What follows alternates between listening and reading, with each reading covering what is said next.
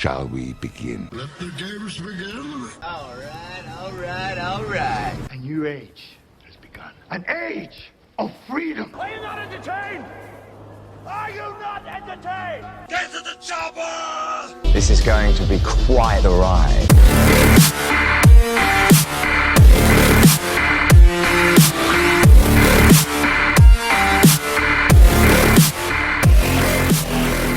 And hello, everybody, and welcome back to the Movie Bit Podcast. I am your host, Christian Renteria, and this is, like I mentioned, the Movie Bit Podcast, where we talk about all the big breaking movie news items of the week, along with the trailers and the movies that are out in theaters and streaming for your viewing pleasures. Forgive me if you hear any humming in the background. That's actually the fan, because my room where I usually record, I'm not recording at work this week, very rare for me, but my room where I usually record the podcast is very, very hot. And the fan is the only thing that's keeping me, that's going to keep me cool right now. So, yeah, hello. I apologize for last week for not having a podcast. We follow the social media account for the podcast on Twitter and Instagram, which are both linked down below in the description/show notes area. You may have seen that, it was just, it was a weird week for me with everything. And last week just was a crappy week for me, to be completely honest. And I didn't have the energy, and I knew I wouldn't have the energy. I'm going to tell you something. I didn't put this on the social media accounts. I did start recording a podcast, and I just the sound check, because I usually try to do some sound checking on the podcast when I record at work. I just sounded. I felt it, and I was like, maybe I'll just power through. And I started recording, and I recorded this, I recorded the little intro and one news item, and I heard it in my voice, and I did not want to put that podcast out.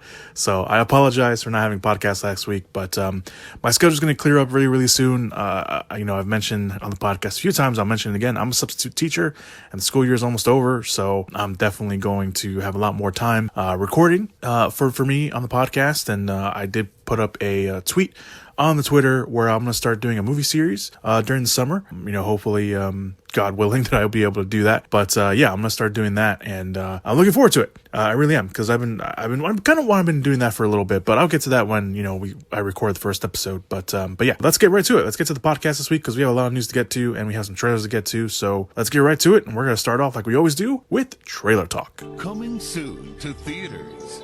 All right, so we have a few trailers that came out this week. Some of these I'm just going to speed through, because I don't really have too much to say. There was a new trailer for the adaptation of the best-selling novel Where the Crawdads Sing. There was the first trailer came out earlier this year. This new trailer came out. If you're interested in that, obviously I'm not completely interested in it, to be completely honest, but the movie does star Daisy Edgar Jones from Hulu's miniseries Under the Banner of Heaven, which is going on right now. She was also in Fresh, which you can also watch on Hulu. I heard she's very good in that. I haven't gotten a chance to watch that yet, but I heard she's very good in that. But she plays a character named Kaya, also known in the town where this takes place in Barkley Cove as the Marsh Girl, because Kaya grew up along the marshes near the town after being abandoned by her family. She then taught herself how to live out there in life, but people still don't accept her. However, one dead body of someone that Kaya knew is found in the woods, with evidence pointing that Kaya was potentially there. She's taken to court, and obviously she has to fend for herself. Where the Crawdads Sing will open in theaters on July 22nd. So if you want to go watch the second trailer for that movie, it's down below linked. Again, first trailer, it's an interesting story. From what I've been reading, that the book jumps back and forth between the court trial, and then past her growing up, and people that she's met, and then the person of the dead body, because it's someone that she knew and has known. So it kind of just bounces back and forth between that. I did not read the book. I didn't even know what the book was about. I didn't even know the book that it was a book until this movie started coming out, and the first trailer came out, and I saw it was based on the best-selling novel, and yeah, that kind of threw me off. I didn't know, but there you go. There's that. Universal dropped the first trailer for Bros. This is pretty cool. This is written and stars Billy Eichner, who Billy Eichner, comedian. He does a lot of the Man on the Street stuff that you may have seen online. He's also been in a bunch of other stuff. He voiced Simone in the Lion King movie, but he's a comedian. He pops up every now and then. If you know who he is, then you know exactly what I'm talking about. But this movie that he wrote or co-wrote with the director Nicholas Stoller. Forgetting Sarah Marshall, Neighbors 1 and 2, one of my favorites, Storks. He also did a lot of the episodes for the Netflix series Friends from College. So they wrote the movie together, but Billy Eichner, I think, did the majority of it, and Nicholas Stoller came in and kind of helped him out. But Eichner did the majority of it, and this movie is the first gay romantic comedy from a major studio. And on top of that, the movie also features an entirely LGBTQ principal cast. There are straight actors in the movie that also will play members of the LGBT community, as Eichner has pointed out.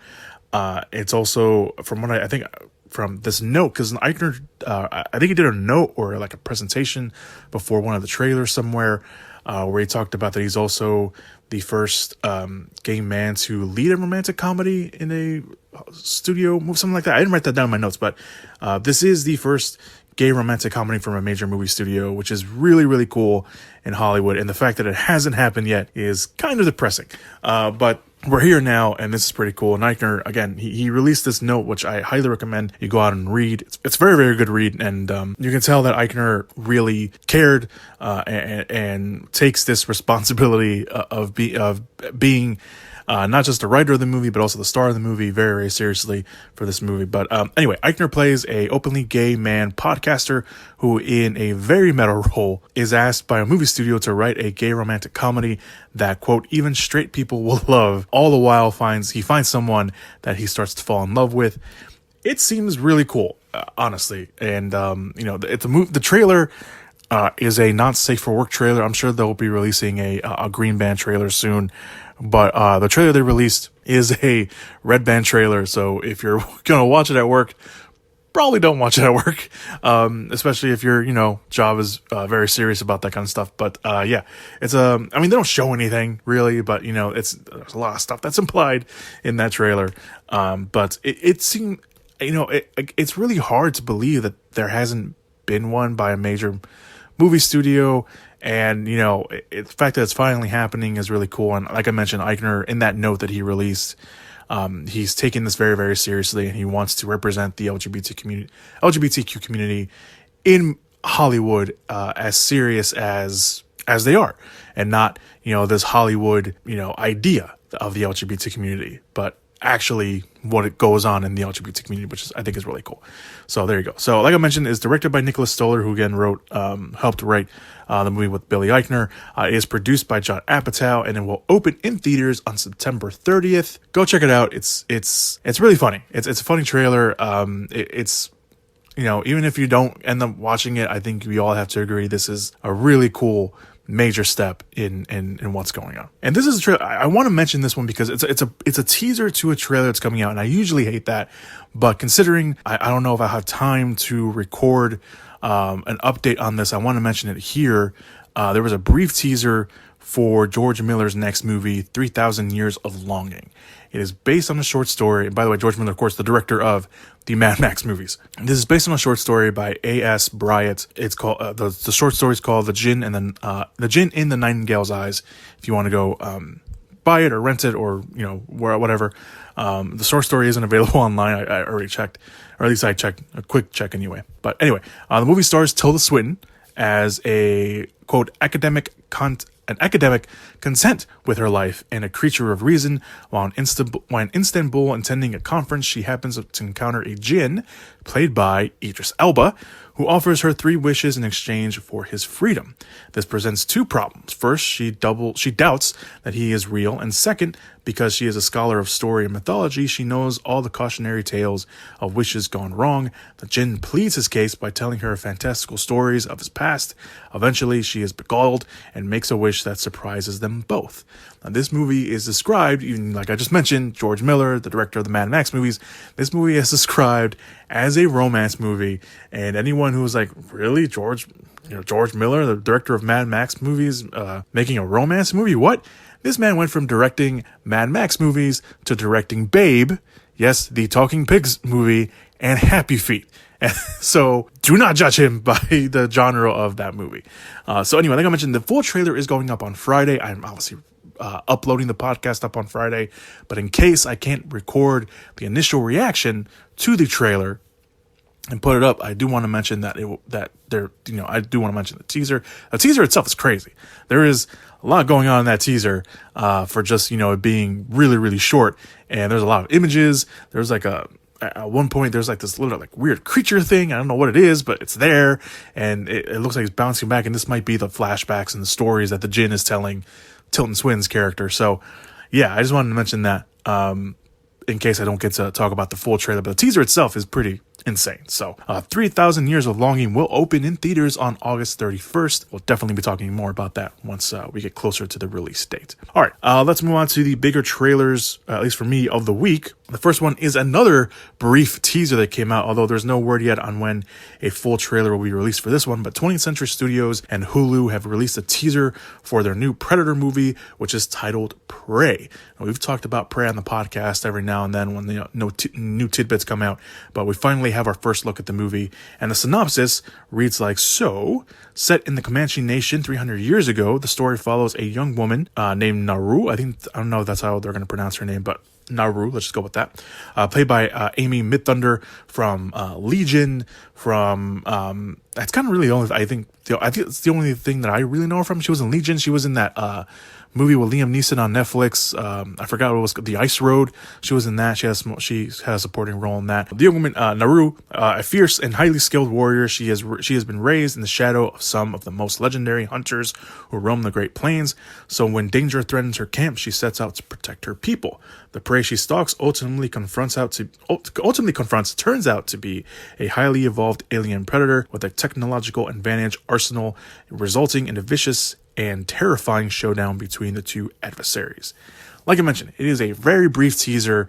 It shows Midthunder's character running out of the forest and into a clearing, and then she's running from something until I'm assuming someone from her village, like a warrior, just based off the face paint that person has, brings her down, and like they're kneeling like in the tall grass and everything, and he tells her to be quiet, he shushes her, and they're looking into the forest line, and all of a sudden that all so familiar 3 laser dots come out, and they're pointing at the warrior's head, presumably blasting his head off, because I'm just going to assume that's what happened, because that's what happens when you see those 3 dots. And then it fades to black, and we hear the predator's clicking sound that we're all so familiar with before we get a shot back in the forest of Midthunder's character seeing something. We don't fully see what it is. We just see her reaction, and then kind of in the background, and then obviously in the foreground we kind of see that very, again, also familiar effect of the camouflage of the predator. I don't know if he's like bleeding or if he's killing something, who knows, but we don't see the predator, but we see the effect, and then we get the title card of Prey. It's a short but super effective teaser that brings the predator back into the forest. And it's also it's a completely different environment than what we've seen, obviously with the Native American aspect to it, and the fact that it's going to be directed by Dan Trachtenberg, who directed 10 Cloverfield Lane. He has promised the movie will be scary, which based off the teaser seems like that might be the case. And I mean, the setting and the overall idea is scary. I mean, you have these Native American characters who are fighting a predator who has camouflage, and he has, like I mentioned, this technological advantage over the people. But this, the project, I'm looking forward to this, and I'm a huge fan of the Predator series. And even though some of the movies have not been good, but I'm just a huge fan of the whole idea of the Predator lore. And I've been really looking forward to, obviously, Dan Trachtenberg. 10 Cloverfield Lane surprised everyone, and that it shouldn't have been as good as it was, but it was. And now he's doing this. But the movie itself is pretty cool because it's a massive bonus that the cast is comprised. That's a completely different statement than I was going to make. Is comprised and almost entirely of Native and First Nation talent, which is really, really cool. And in fact, one of the producers on the movie, Jane, I think it's probably Jane. I think it's pronounced Jane Myers. It's not spelled how it is. But I think it's Jane Myers. Herself is a member of the Comanche Nation, which is really, really cool. So obviously, it will be a accurate portrayal of those of the people, and bring a level, of that to bring a level of authenticity, really. And that's really, really cool that they're going to do that. So Prey will stream on Hulu on August 5th. We'll definitely be talking about that in the podcast because I've been looking forward to this. And the teaser, I was already sold in the movie, and this teaser just sold me even more. So that's really, really cool. So let's move on to the last trailer, at least at the time of this recording, and it is for the new Netflix movie. They dropped their first trailer for the upcoming sci-fi film Spiderhead. It is based on a 2010 New Yorker short story by George Saunders. The movie centers on a boundary-pushing scientist named Steve Abensenti, who is played by Chris Hemsworth in the movie, who works with inmates in a high-level and well-hidden prison facility known as Spiderhead. There, he offers to convicts a new drug that can change their emotional and physical behavior. If they survive, they can have time taken off their sentence. If they survive, we follow one test subject played by Miles Teller that begins to question the reality of his emotions, and questions of his reality and his emotions. The movie was written by Rit Reese and Paul Wernick, of course, from Zombieland and the Deadpool movies. It is also directed by Joseph Kosinski, who directed Tron Legacy, Oblivion, Only the Brave, and of course the upcoming Top Gun Maverick, which we'll talk about next week on the podcast. It also co-stars Jurnee Smollett from Birds of Prey and Lovecraft Country from HBO. This looks rather intriguing. It's because you don't really know what's going on, and I'm pretty sure that is the point of the trailer, and that will be the point of the movie. It looks like the drug is injected into like this pack that they wear, and it gives them this immediate kind of reaction that looks painful to the naked eye, and it looks like Hemsworth's character is really the antagonist of the movie. It looks like he doesn't really care at all. At one point of the trailer, it looks like he has blood in his hands, and he kind of smears it on Miles Teller's shirt, and he has this line about like how pretty people get away with everything, and he's like, I know, because I've taken advantage of it, unfortunately, which I thought was very funny. But yeah, I mean, this trailer looks very intriguing. This movie has been in the works for a little bit, and it's been talked about in the town a lot. But I'm looking forward to it. It was one of those movies that was like, I think it was originally called Escape from Spiderhead, and they kind of just shortened down the trailer to just Spiderhead. So I think that would be, obviously Escape from Spiderhead would have been really cool, but I also think it would have set a precedent of what this movie was, that it's just like this bonkers kind of like, you hear that title and it's like, oh, this is like this just crazy like 80s inspired movie, and this obviously looks very, very different, but this looks pretty cool. I'm not gonna lie, I don't want to give too much away from the trailer, but the trailer doesn't really give you too much either. There's at one point that there's someone in a room and something happens because there's just a bunch of blood everywhere.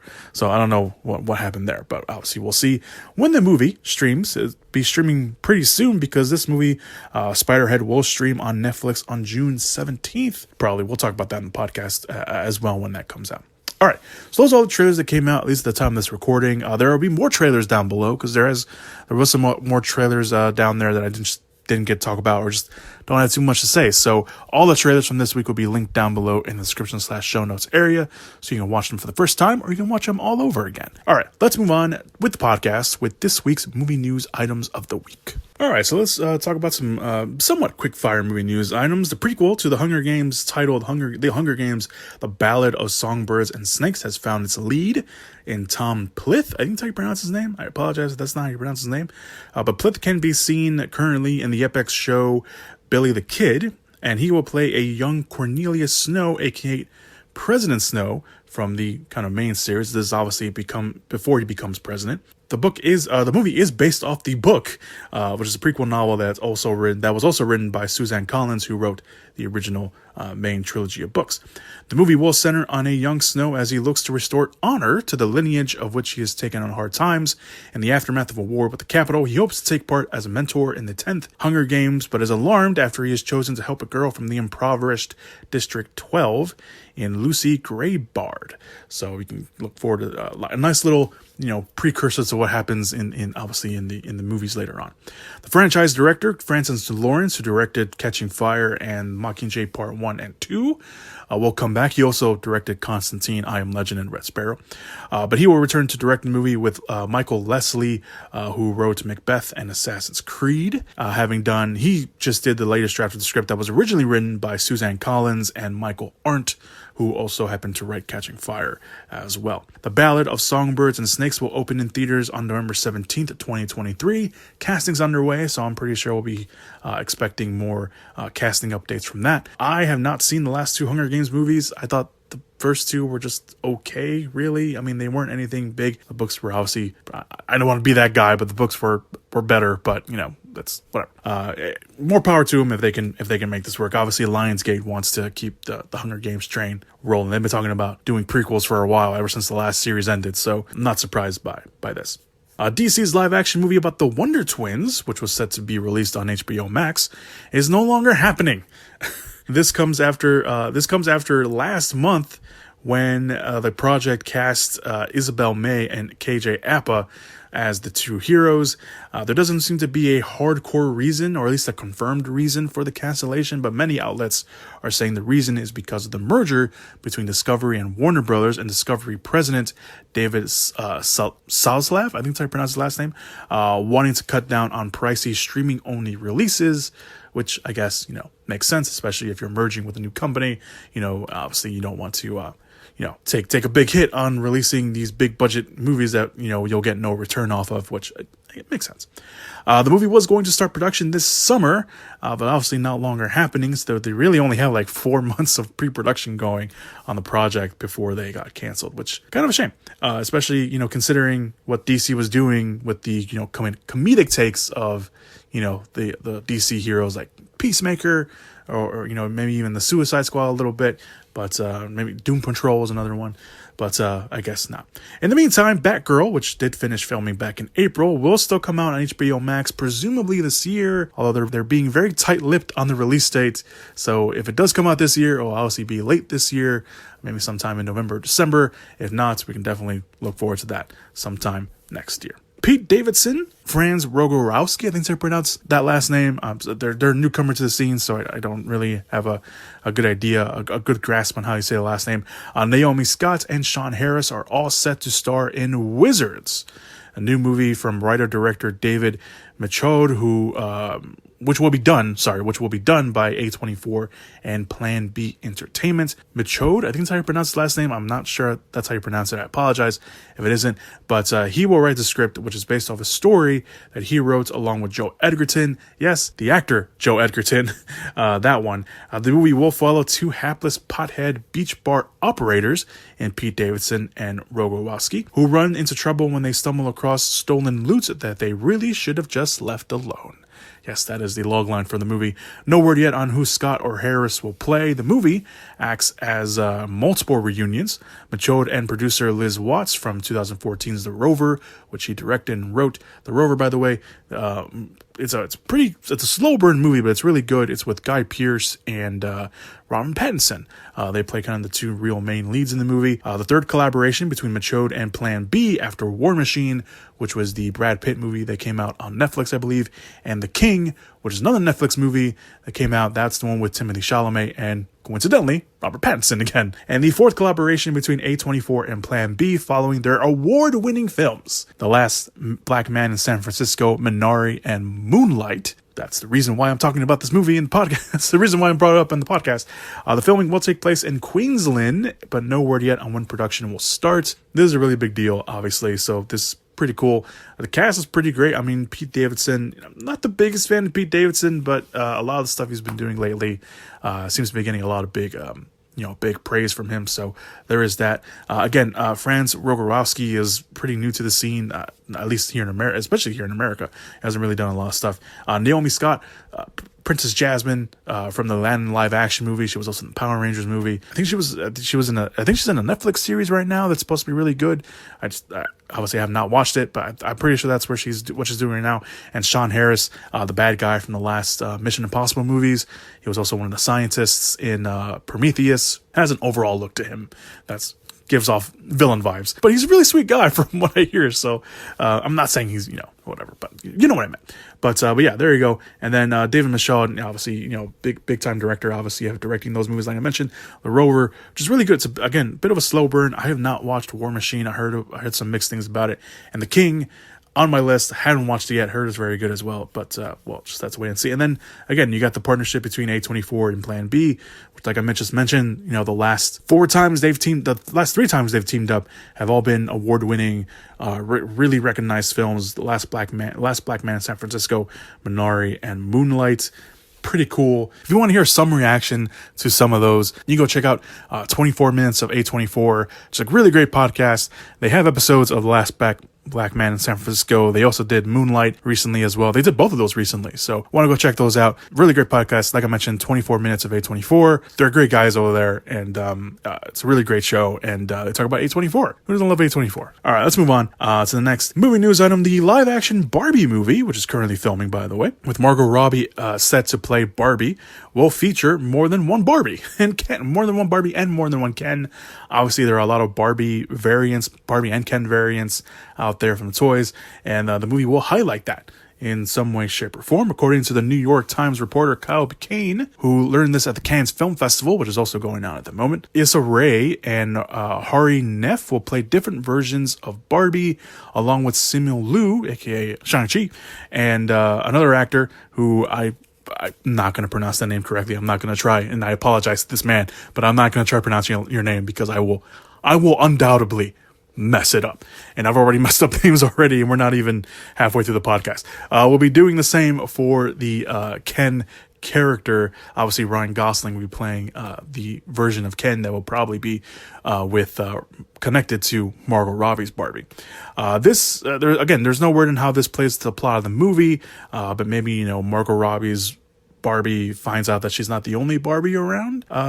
So we'll have to, plot details are very scarce on what the movie is, so we don't really know what's going on with that. But anyway, there you go. Robbie will, of course, also produce the movie and will be directed by Greta Gerwig and co-written by Gerwig and her husband Noah Baumbach, himself a very credible writer and director. Of course, the movie co-stars Kate McKinnon, America Ferrera, Alexandra Shipp, Emma Mackey, Michael Cera, Rhea Perlman, and Will Ferrell. There was rumors that Will Ferrell was playing a CEO of a company. So again, that's kind of where the idea of maybe, Barbie thinks that she's the only one, but there's actually a bunch of them. So I don't know what's going on. Well, again, we'll have to wait and see. It's currently filming right now. I'm sure, we'll get some idea because the movie will come out on July 21st of next year. So we'll probably most likely get some better idea of what's going on once they wrap up filming. And if you want to keep that date on your calendar of July 1st, 2023, you'll find another interesting movie is coming out that day, which I just find very funny because it's just complete opposite ends of the spectrum. Christopher Nolan's Oppenheimer is coming out that day.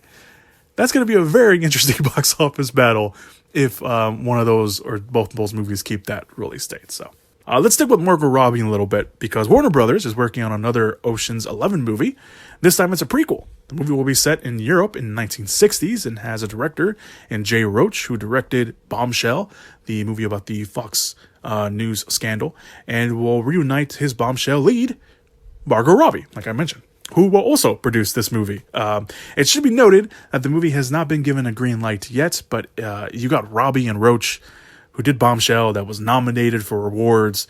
I'm pretty sure that movie's getting a green light. And you have, the IP already of Ocean's 11. So, yeah. The goal is to start production sometime next year. Again, granted that they're given a green light, which again, I can't imagine you wouldn't you wouldn't give a green light to another Ocean's movie, especially with Margot Robbie attached. Like that doesn't make sense. Of course, the studio already did a spin-off with Ocean's 8, which starred Sandra Bullock as George Clooney's sister, which wasn't bad. I genuinely did like that movie when it first came out, and I watched it again recently because it was on TV, and I just kind of just left it on, and I still enjoyed it. It's still pretty good movie, and it's got a pretty good cast. You got Sandra Bullock in there, you got Cate Blanchett, Sarah Paulson, Rihanna's in there, Awkwafina, Anne Hathaway, Helena Bonham Carter. It's genuinely, it's pretty good. It's a pretty good time. I wouldn't have mind seeing a sequel to that one, but I guess they're instead going with a prequel. I don't know how that's going to fit into everything. I don't know if she's related to the Oceans. I don't know what's going on with that, but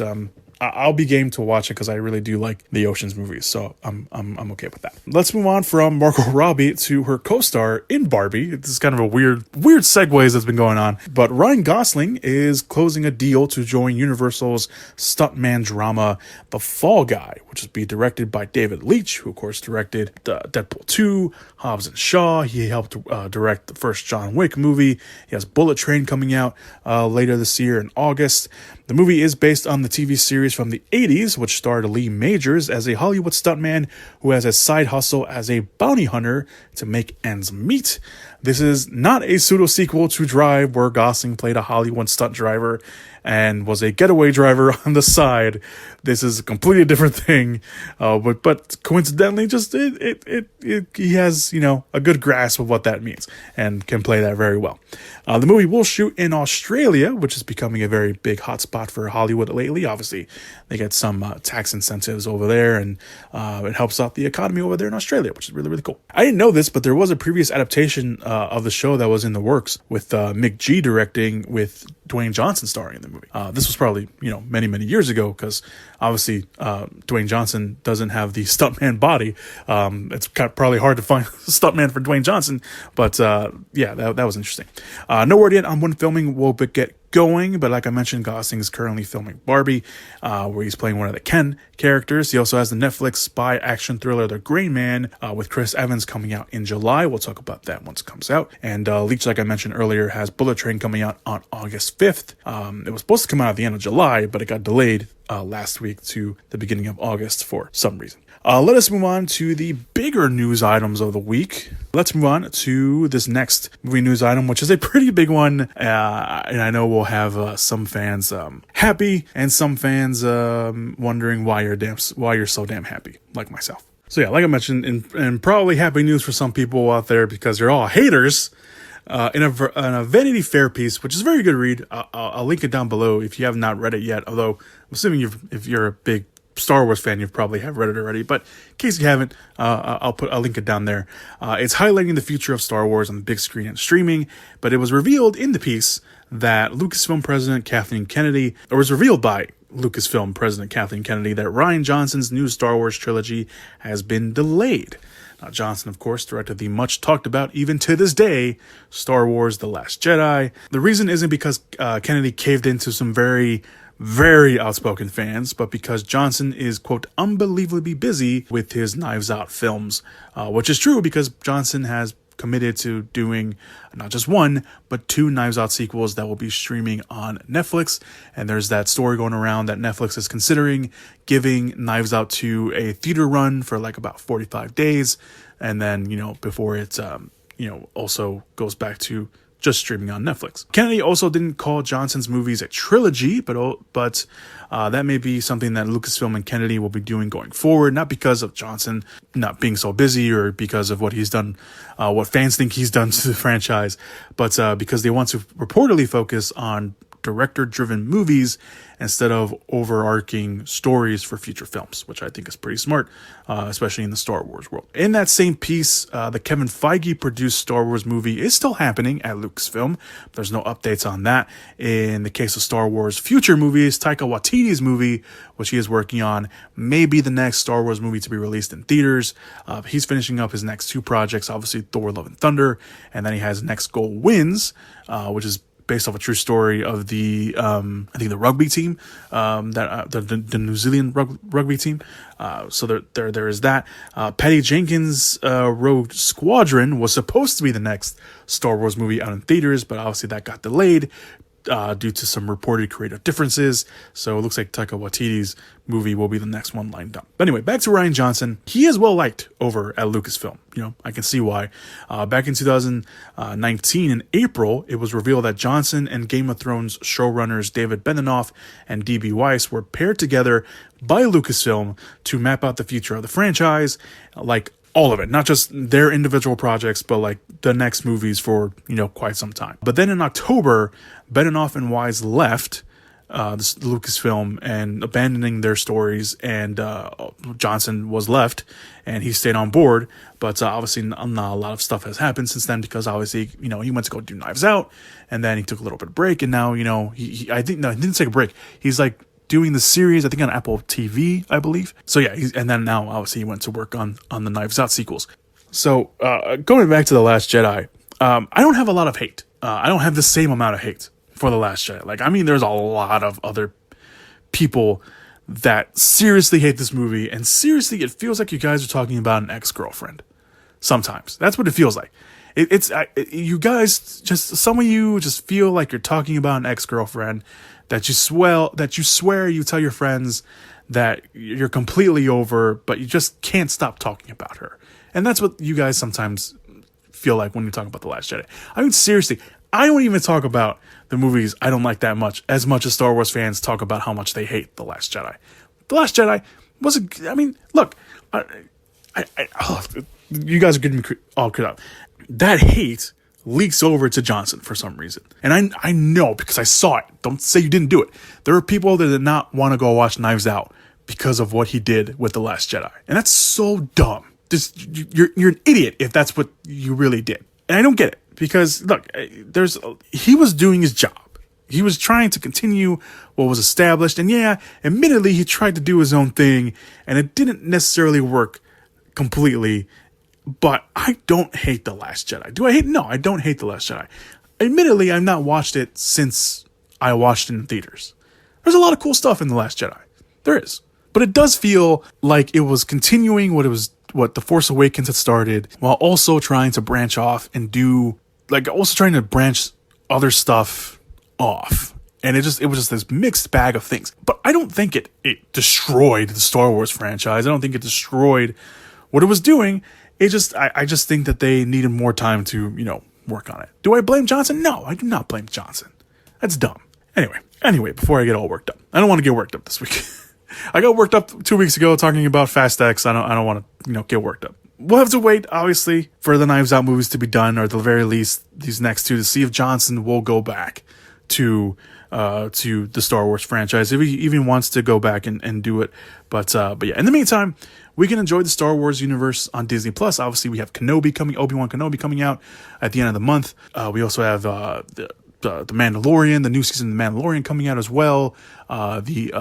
Rosario Dawson's, I can't think of her name, Osaka, that series coming out as well. They have The Acolyte, which is another one they announced coming out. So Star Wars is doing just fine on the streaming service. It'll probably be a nice little break for Star Wars movies. I think we're okay with that. Okay, moving on to the big movie news item of the week. The last movie news item of the week. 20th Century Studios is taking another swing at Alan Moore's The League of Extraordinary Gentlemen. The movie is reportedly intended for Hulu and has hired Justin Haythe, the writer of Revolutionary Road. That's the Leonardo DiCaprio and Kate Winslet movie.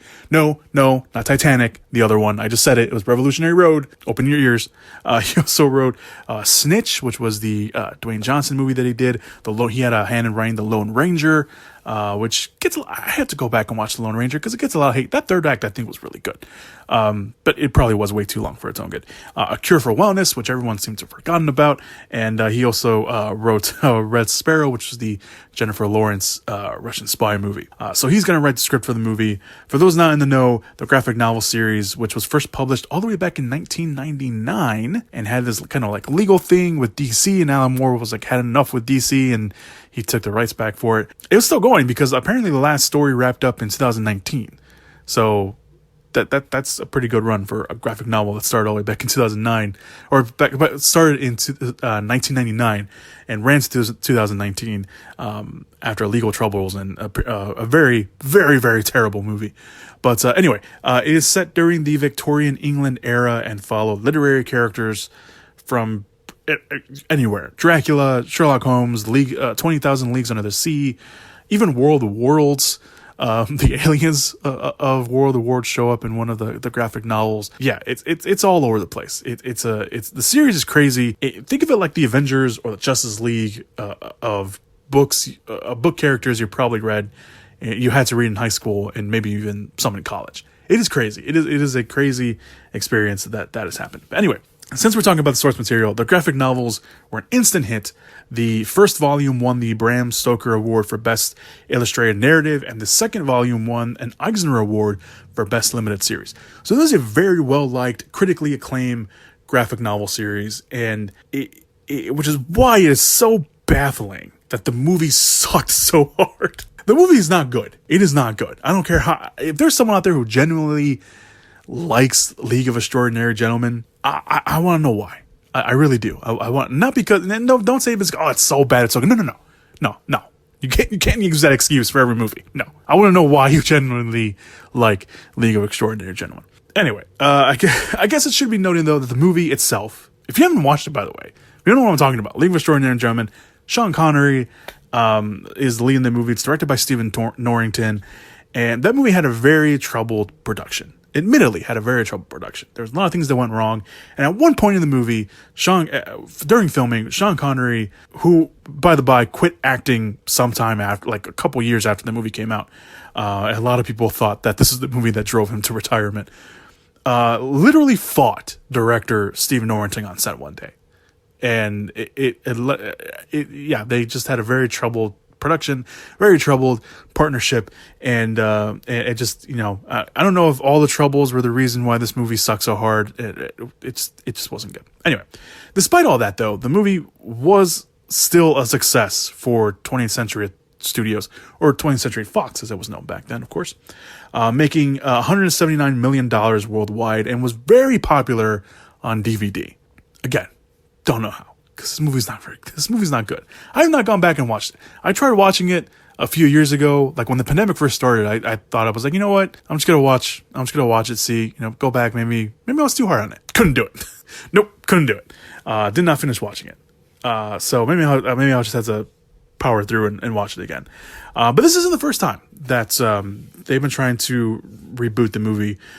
Within the last, we can even say 10 years, 5 years at the very least. Even a few years ago, 20th Century Studios had tried to do a reboot for the movie several times. The last two attempts, one of them was a TV series that they wanted to do. The last time that they wanted to do a movie was a female-centric take on the project.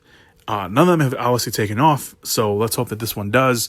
Obviously, I think the fact that they're going to put it on Hulu probably helps out a little bit more, because now they can, they don't have to, like set a production date and then set a release date for the movie, because it doesn't have one right now. And sources say that Haleth, the writer, and the company are going to the graphic novels to pull from the bigger core stories for their take, which is very good. They're going to go back to the graphic novels, which is always really cool.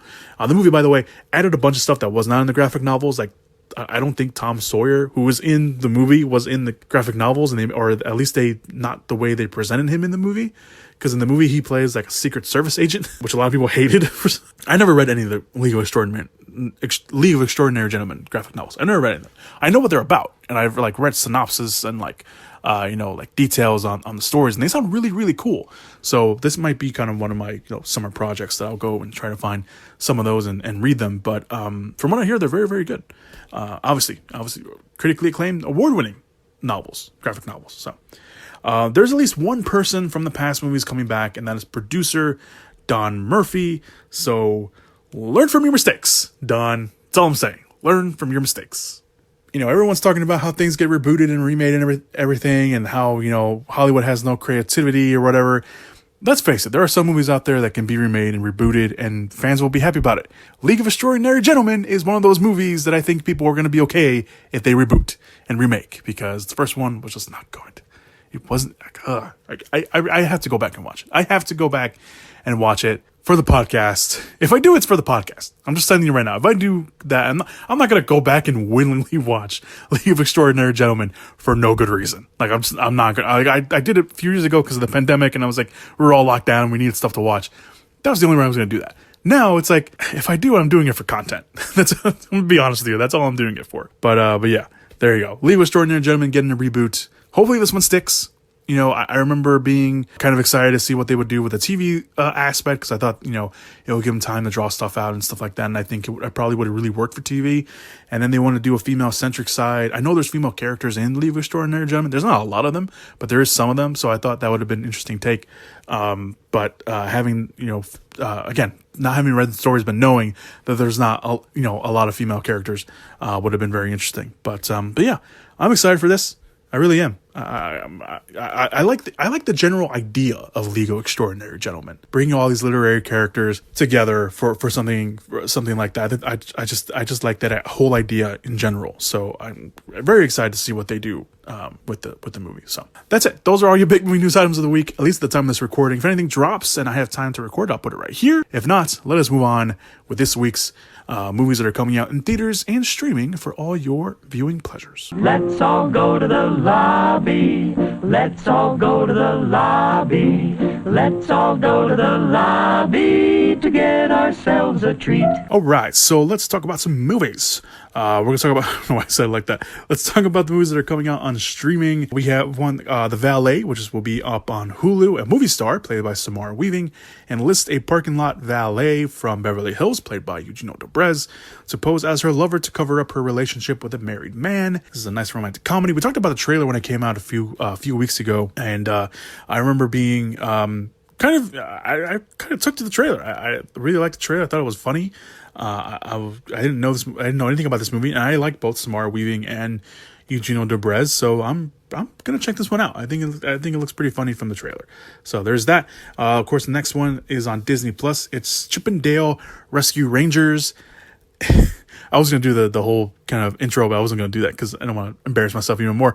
So 30 years after the popular TV show ended, chipmunks Chip and Dale live very different lives. When a cast member of the original series mysteriously disappears, the pair must reunite to save their friend. John Mulaney, and Andy Samberg will voice Chip and Dale respectively. The rest of the voice cast includes Will Arnett, Eric Bana, Dennis Haysbert, Keegan-Michael Key, Seth Rogen, and J.K. Simmons. This looks rather interesting. A lot of people are comparing this to Who Framed Roger Rabbit because of the live action and CGI hybrid and the fact that these characters exist in the world. Like we know who these characters are, so it's kind of interesting that they're doing that. There's a bunch of characters. The villain looks like a grown-up Peter Pan who looks like a mobster for some reason. So there is that, and then Seth Rogen's playing like some Viking character. I don't know if he's like from something specifically, but I think I saw in one of the like TV spots that Timon is also in the movie, and so he's voicing his characters back to back, which I think is very interesting. But yeah, Chip and Dale's Rescue Rangers up on Disney Plus. If you want to go check that out. And then in theaters, we got two movies: Downton Abbey: A New Era.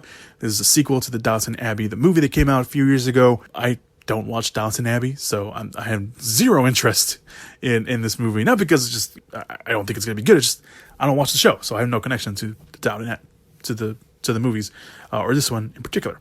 And the other movie is Men. This is written and directed by Alex Garland, who of course directed and wrote Ex Machina and Annihilation. It stars Jessie Buckley as a woman who goes on a solo vacation to the English countryside following the death of her ex-husband, and then creepy stuff starts happening to her, and can't explain it. And Rory Kenner also co-stars in the movie, and it looks like he's playing multiple different roles, or at least it's kind of like a weird thing that Jessica Buckley sees just Rory Kenner's character in everyone. I don't know. That's kind of how the trailer's playing it a little bit. And again, there's a lot of creepy stuff happening to her, and it's just really weird. So that's there you go. So there's Men, Downton Abbey: A New Era in theaters and streaming, Chip and Dale Rescue Rangers on Disney Plus, and The Valet on Hulu. That's it, everybody. Thank you guys so much for listening to the podcast this week. I very much appreciate it. Like I mentioned, hopefully my schedule last week was just terrible. And hopefully my schedule next week allows me to kind of record a podcast and isn't as terrible. But we'll have to wait and see on that. But again, thank you guys so much for listening to the podcast this week. Make sure to check out all the links down below in the description /show notes area. Trailers, social medias, everything else that you need to listen to the podcast wherever you are, whether you're listening to it on YouTube, on Apple Podcasts, on Stitcher, on Spotify, on Anchor, wherever you're listening to this. Thank you guys so much for listening. Make sure to leave a rating, review, subscribe, whatever it is, 5 stars, 4 stars. If it's anything less than 3 stars, I'm inclined to believe that you are a hater. So please don't be a hater. I know this podcast can be better. I know. All right, just, bear with me, okay? I've been doing this for 5 years by myself, almost 6 years. What do you want from me? Why am I yelling at you? Anyway, I'm going to stop. I think the heat's getting to me. This fan isn't working anymore. So thank you guys so much for listening to the podcast this week. I very much appreciate it. You guys are always great, even if I'm yelling at you. But yeah, thank you guys. I will see you guys next week. Be good people. Be safe this weekend. And as always, go watch some movies. Whoop whoop! Yeah! Give it up! Movies!